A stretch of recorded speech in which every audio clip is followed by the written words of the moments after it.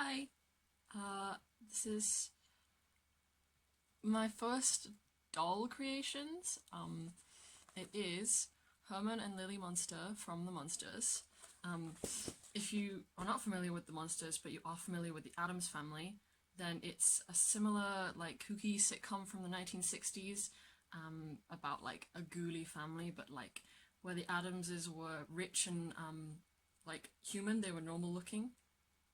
The Munsters were working class and, like, monsters. And if you're not familiar with the Munsters, but you are familiar with Fall Out Boy and you're a fan of their song Uma Thurman, then you have heard their theme song. It's been a weird time, and I spent a lot of my time drawing, working on freelance things, and then also 3D things. When I was in uni, I did do some 3D sculpting. My final project, like final authorship project, was like a short film about a Frankenstein's monster who is trying online dating, and for it I made lots of different test Frankenstein heads, which I can show you.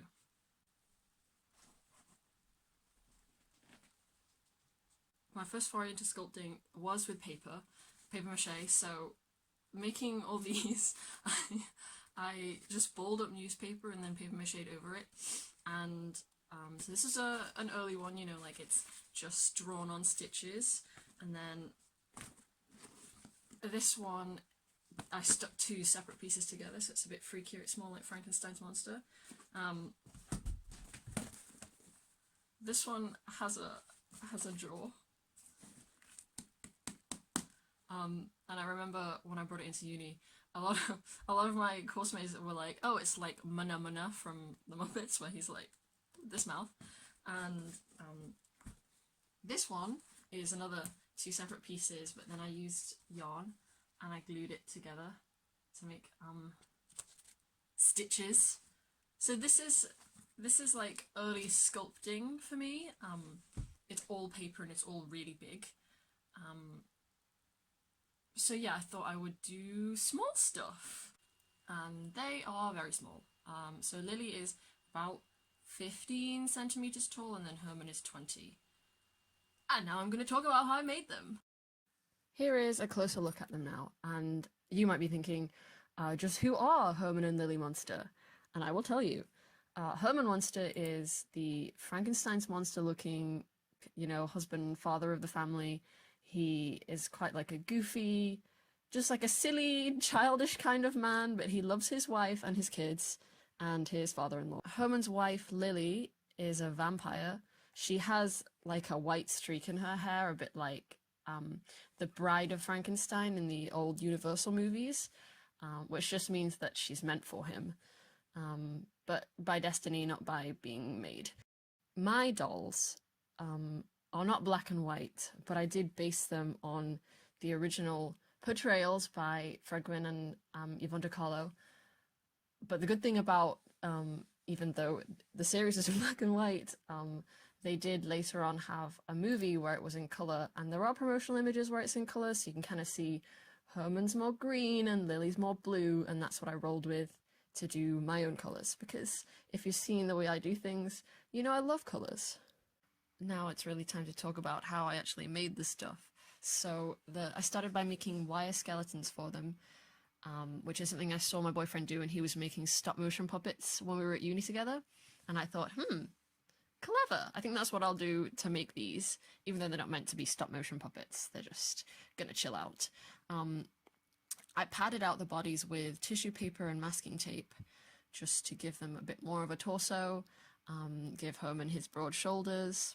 I used some fabric that I'd salvaged from old clothes of my own, or a couple of fabric scraps that I'd been given as a gift. I have a lot of fabric just kicking around, so it's good to actually get to use it. And I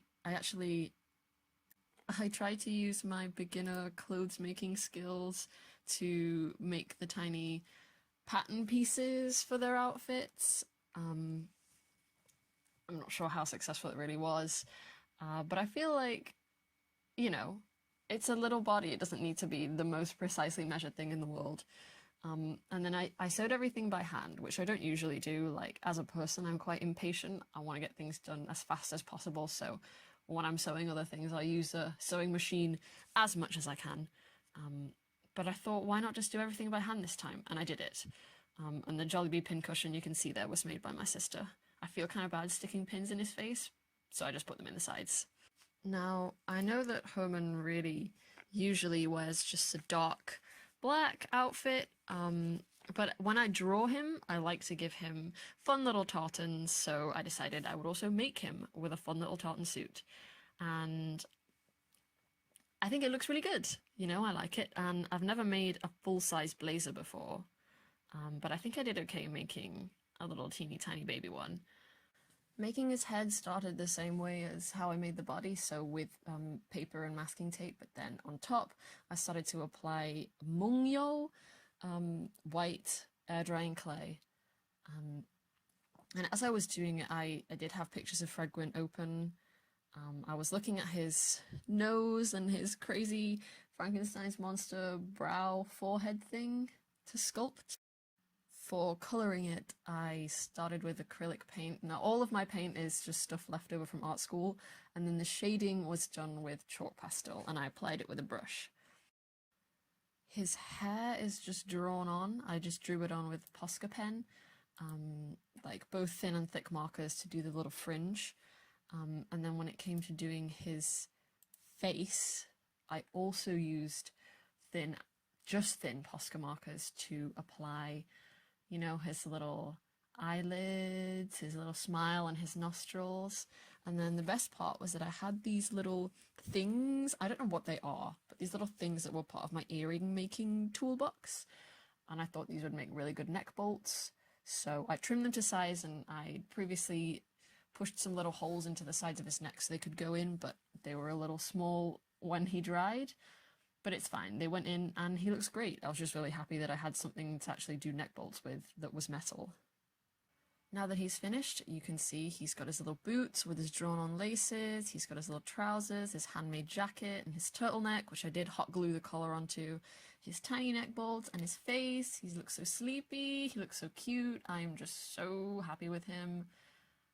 Yeah, what a great little guy he is. I even drew him little fingers and tiny fingernails. I didn't want to sculpt individual fingers, so this is as good as it's gonna get. Then for Lily, her body was previously made with the skeleton, but I needed to do the dress before I could do her head and her hands because the clothes aren't supposed to come off. I made the dress from the lining of this old skirt I used to wear, but I held onto the overlocked edges, and again I sewed everything by hand. In the same way as with Herman, her head started off as paper and masking tape, but as you can see here, she ended up like a little too tall for her coffin and the neck looked ridiculously long, so I had to squish it down a bit.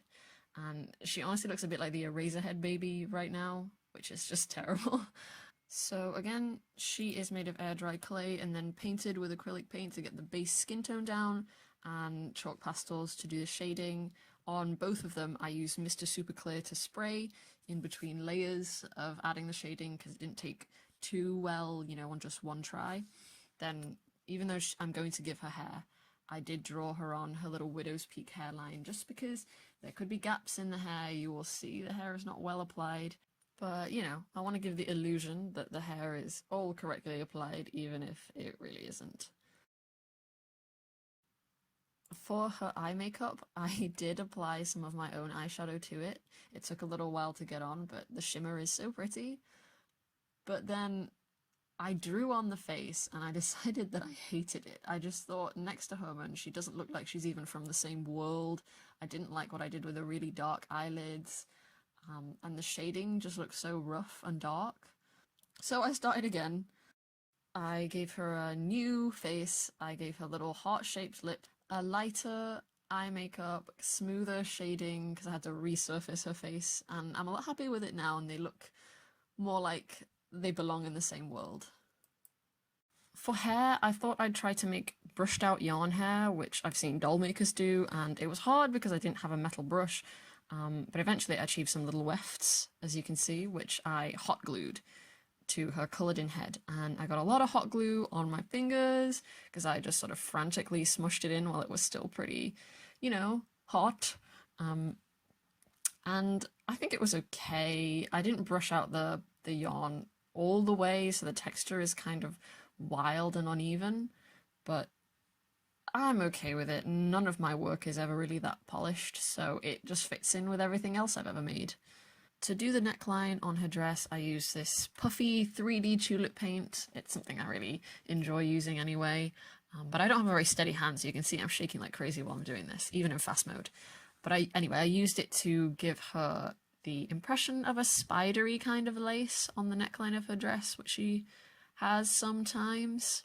And the last part was to make her some little hands, sort of clay mittens that I later drew the fingers onto.